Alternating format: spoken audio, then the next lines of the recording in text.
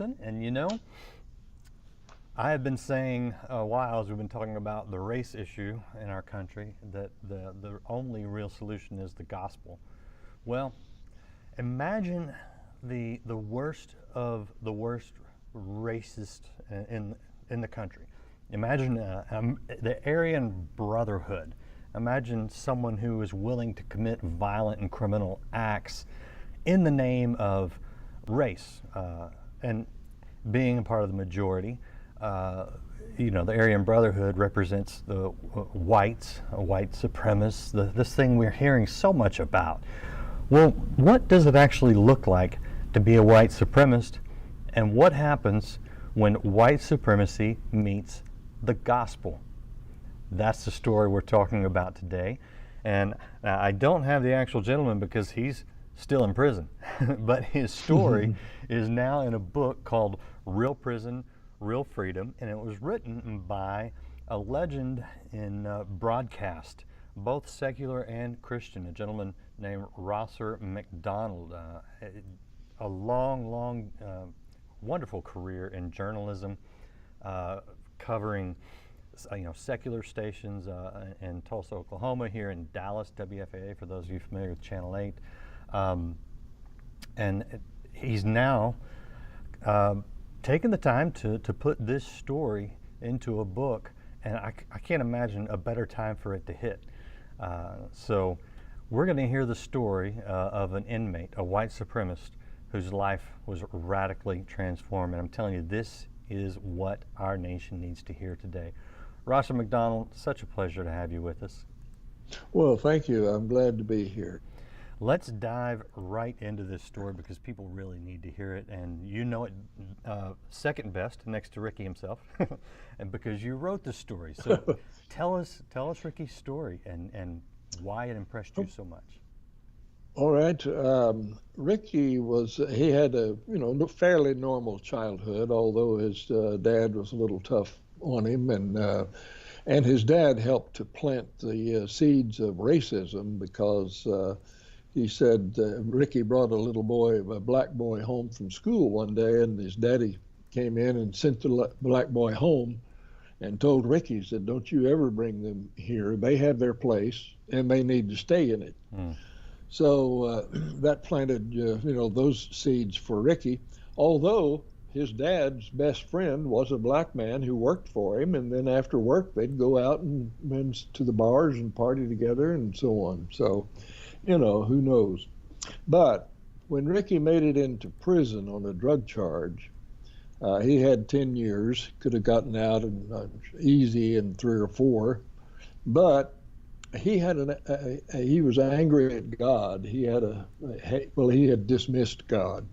His family had gone to church. They had a lot of tension, a lot of fights between the mom and dad, and Ricky always felt like he was caught in the middle of it.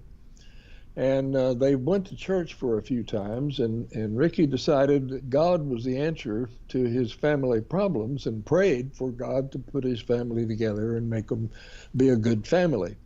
Well, that didn't work. It ended in divorce. And Ricky went out in the woods and looked up at God and said, "If that's the kind of God you are, I don't want to have anything to do with you." And cussed him out. And so that was the end of a relationship at that point, whatever he had with God. So he goes into prison, and early on, he's in his cell, and this young man comes and says, "Well, I'd like to introduce you to my friend." So Ricky's looking around to see who this friend is and ask him, and he said, "Oh, he's Jesus Christ." And Ricky just started a tirade of cussing him out and chasing him away. And he left. And so then that was the trigger for Ricky to go down the cell block to where the Aryan Brotherhood guys gathered, and they had invited him to join. So he went down and said, "Okay, if you'll accept me, I'll join your gang." So he did. And one of the things, what was appealing to him at the point was their slogan was love, loyalty, respect. And that appealed to Ricky, who had his own personal code that he stuck to very well. But he learned soon that they did not adhere to their code of love, loyalty, and respect. But that put him on that journey, and they were fighting with the Mandingo warriors, the black gang, and all of them were fighting with the Mexican mafia and other gangs that were going on. And there was basic chaos in the system at that point, and that was aggravated by a federal judge who said, you are treating inmates inhumanely, unconstitutionally, and he took control of the system and held control of it for 20 years. Well, the immediate effect of his taking control was to eliminate some of the control in the cell blocks that they had. They called them building tenders. That was inmates controlling inmates. And those went away, and so they had no control in the cell blocks because they didn't have enough officers to do it. It took several years to get that straightened out. So there were several years of chaos and fights and so on. So that set up the process. And Ricky, when the officer comes to break up a fight, if he uses his nightstick, and that's the only weapons that the officers had was a nightstick and their fists for use of force. That use of force, that's a term we hear a lot about today too. Yeah. And so Ricky was dealing with that. And so if this officer would hit him with his nightstick or whatever, then Ricky would feel obligated to say, okay, I'll get back at you. And so he felt like he had to. And it didn't take long that his war became more focused on the system and the officers in the system rather than the other gangs. Interesting. So how did he go from a drug sentence where he, felt like probably his own protection, joined the Aryan Brotherhood, to committing more crimes inside the prison that basically have kept him there? I guess from what I read, is he there for life now? Well, he doesn't have a life term, but we don't know that he'll ever get out. He started attacking people. He stabbed an inmate. He stabbed a number of officers, but they picked out two of the worst ones, for trials. So those 3 trials of attempted murder each one of them ended up with a maximum sentence of 99 years. And so that added 300 years to his sentence. And so he's still there, been there 30 years as a Christian. But okay, I want to ask you about that. But so I mean, obviously you understand sometimes the tension between guards and prisoners. But the other prisoner that he stabbed, did he stab him because he was black? Well, the other prisoner had killed an Aryan Brotherhood member. Okay. And so he was put on a hit list. And Ricky didn't know the guy, but they had gone to court for preliminary hearings, and he heard the name. So when they went back to the transfer point, Ricky picked him out, and he had a shank with him, had a knife in his underwear, and took the opportunity to push the sheriff out of the way and stab Ernest Ross with his shank. Now, the thing is, none of these people he attacked, try as hard as he could, none of them died. So, which played in his favor, I'm guessing. That's a good thing for Ricky, even though it wasn't what he was trying. Right. We attribute that to the hand of the Lord now, but looking back, his goal was to kill somebody. In fact, he finally decided he wanted to get on death row because he'd be more comfortable than where he was in super segregation. Wow. Where they built these special cells just for he and 17 other of the worst gang people. And that title, most violent man in Texas prison, was in court. That was, they were trying to convince the judge to keep his handcuffs and chains and everything on during the trial because it wasn't safe to take them off. Wow. Wow. So they described him then as the most violent man in Texas prison. All right. You're listening to the story told in this book, Real Prison, Real Freedom, story of Ricky Smith. True story. Gentleman who's still in jail right now. And as you heard, the author, Rosser McDonald, just described Ricky as the most violent man in prison. But something serious happened to Ricky, where he went from the most violent man to, well, in our terms, we call him a new creation. Tell us what happened, Rosser McDonald. Okay, he was very innovative, very creative in how he would attack people. He got up. He was in the where they well, it's common, not infirmary. That's the word. Yeah. And he climbed up into the ceiling and set the building on fire. And just, all kinds of creative things that he did to cause trouble. And he was fairly successful at it. Got out of his cell one time and took a guard and got his keys and so on. So they charged him with kidnapping and so on and so forth. But he came to a point, this was, 2 or 3 years into this war he had with the officers, where his wife had been smuggling drugs to him in prison, and she got caught. She and a couple of officers had got caught, and she was in prison. And Ricky's felt horrible that he had gotten her into prison. But there was a guy on the cell block with Ricky who had said out loud something to the effect that he had told the FBI something about contraband. So Ricky decided that that was the snitch that had gotten his wife into prison. And so that snitch had to die. 2 other guys had something against that snitch as well. So they had a 3-man plan, and they put it all together very carefully.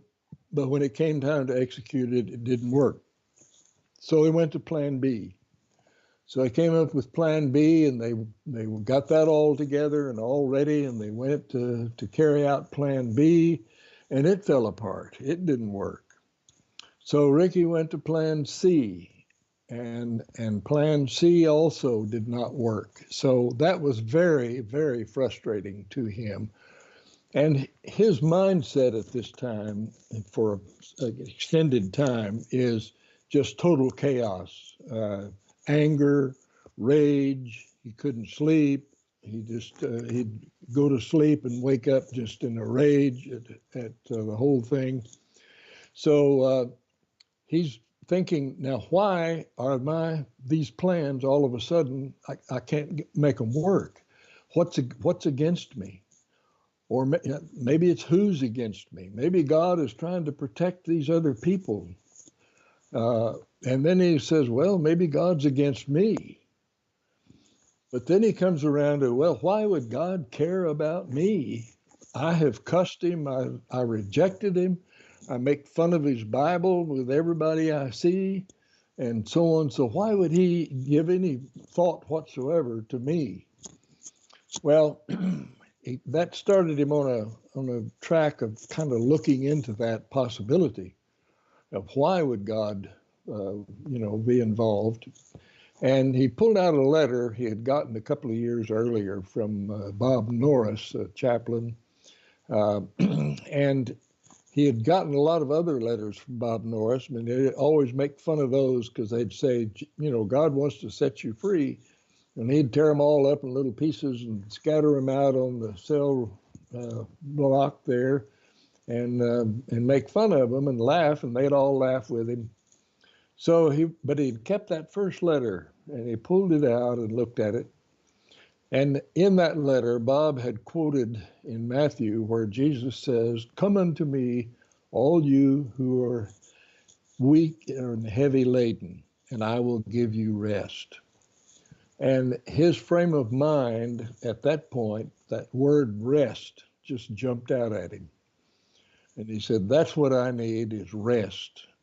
So he looked at the verses ahead of it, the verses after it, and studied it, and looked into it. He got down on the concrete floor and talked to, to Jesus. And finally he said, okay, Jesus, you said you will accept me. If I accept you, I am accepting you. And now can you give me rest? Wow. And he immediately felt a change in his spirit. Yeah. Yeah. You Now, know, that is amazing, because that is the gospel in its simplest and purest, and I think most right form, is just that surrender. And sometimes, we try to make things difficult, but Jesus made it so easy. What a beautiful expression of how God just wants to save us. I mean, it's His will that none of us should perish. I mean, He can redeem everything. What happened to Ricky after that? well, of course, what he felt in his spirit, he had rest, and he slept that night, and the next day he felt different, and so on.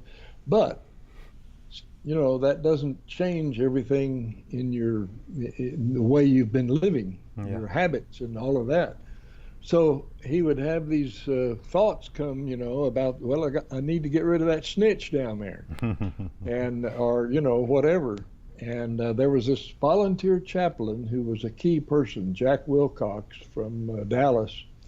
Used car salesman, would come down on the weekends and go into that cell block, and he was instrumental in discipling with Ricky, praying with him and so on. And Ricky'd say, well, how come I keep having these thoughts about how I hate this person? And Jack said, you are going to do that until you forgive that person. What? Forgive? Yes, you have to forgive. And he goes, even in the Lord's Prayer, God will forgive you as you forgive others. Mm-hmm. So Ricky made a list of all of the people he could think of that he needed to ask forgiveness, and he started working on that list, of those that he could come in contact with. Of course, he's restricted as to who he can see and all of that.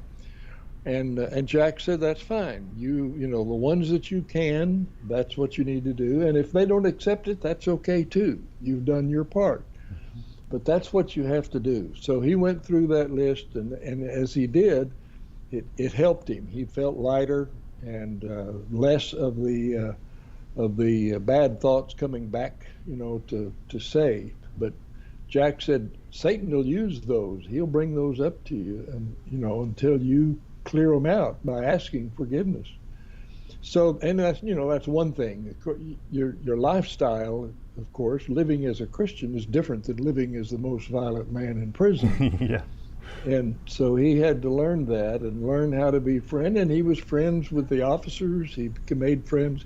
They were not all friends with him. They remembered the old Ricky. And being a Christian in prison, it doesn't change anything. That's just a label. They go by what you record, by what you've done in the past, sure, and what you're doing now. And so he had to work through all of that, and he's done very well, although there are still some that don't like him, sure, and give him a hard time. How long ago was his transformation? In other words, how long has he been a Christian in prison? It was in 1990. Okay, wow. Groundhog Day in 1990. Groundhog Day. Yeah, and so he's been in there 30 years as a Christian. All right. What's happened then? What's happened since then? Yeah.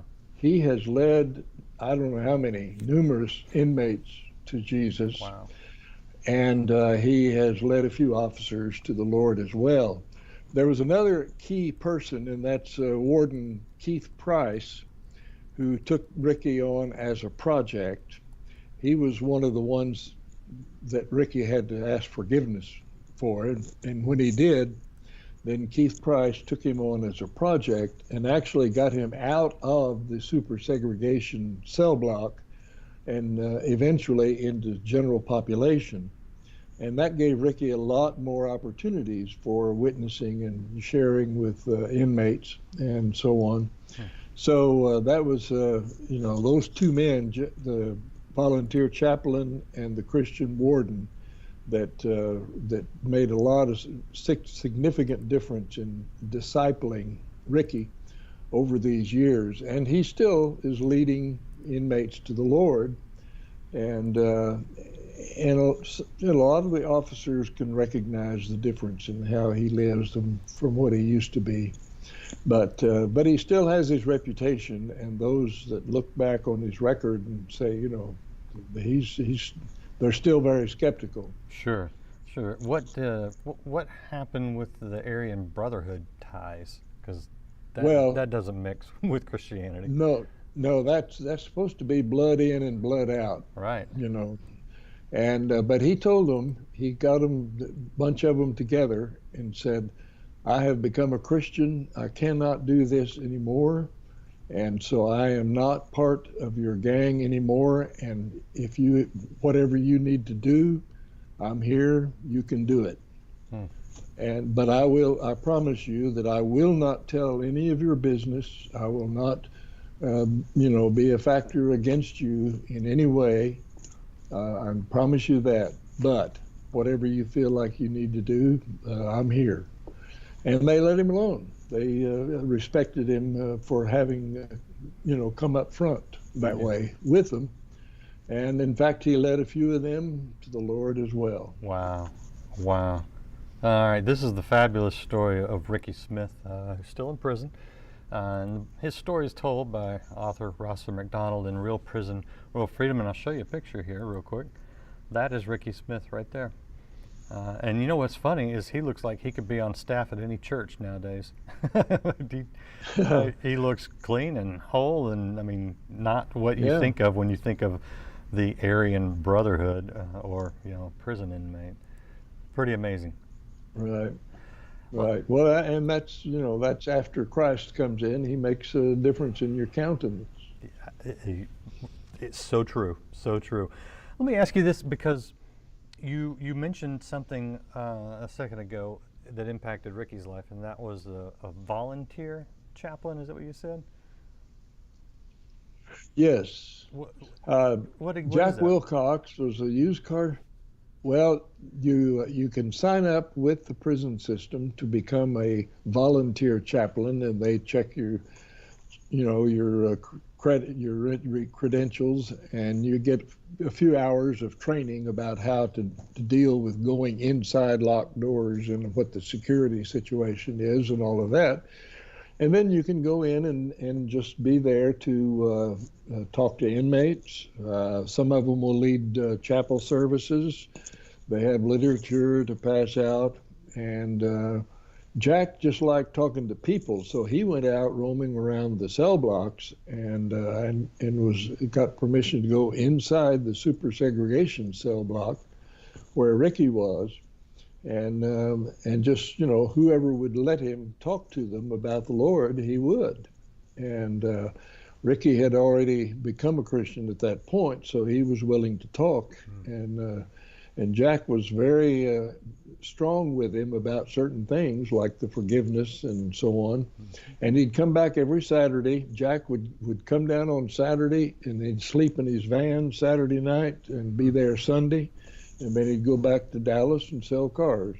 Wow. He was he heard of this at a men's breakfast from Prestonwood Baptist Church when he got interested in it. And so I was a volunteer chaplain I was qualified as a volunteer chaplain for a while until I just couldn't keep doing all these things anymore. But it's just an opportunity to go in and minister. Now there are prison ministries that will come in, like spend a weekend, and have chapel services. And right. Bill Glass and Mike Barber, the former football player. Well, that's two football players. Yeah. That do those kind of things. Let me ask you, Mr. McDonald, Rosser McDonald, we're talking to right now, because you told me something before we went live. If you don't mind sharing, how you're doing right now. Well, I'm doing okay. I have two kinds of cancer, but the numbers are staying low at the moment. Good. And so that's fine. and it seems to be well under control. My wife passed away in January. Oh, I'm sorry. She had dealt with Parkinson's for several years, and we noticed her going downhill, but we attributed it to the Parkinson's. Well, all of a sudden, the day after Thanksgiving last fall, it was discovered that she had cancer everywhere in her body. And 5 weeks later, she passed away. So anyway, we have dealt with that, but I'm doing okay with all of these. Get to do these interviews and write material to go. They're trying to get my website going so I can, and I'll have a blog on there to keep doing, hopefully, ongoing ministry in relation to the book and here's the and thing. all of that. Here's the thing I'm noticing about you is God's not done with you, and you know that, and you still have a purpose on this earth, and there is no telling what this book can do, especially if people watching will help get it into the hands of chaplains, prison chaplains, prisoners, ministries that minister in those areas. What is it that just keeps you going on a day-to-day basis? Well, I get up and think, okay, what have I got to do today? And a few days I noticed that I felt I really didn't have any energy to do anything, and I think back, well, I didn't have something scheduled to get me going. So, but I'm here with another ministry. I live with my youngest daughter and son-in-law, and they are house parents at a place called Miracle Farm, a Texas Baptist ministry with troubled teenage boys. So right at the moment we have 4 boys in their cottage, and it's quite a ministry. That when the boy comes here, he is assigned a horse, and it's his responsibility to take care of that horse and feed it and clean up after it and rub it down and learn to ride it. And then they learn team roping. And all of that, besides they have school every morning. They have regular school, a charter school that they have here.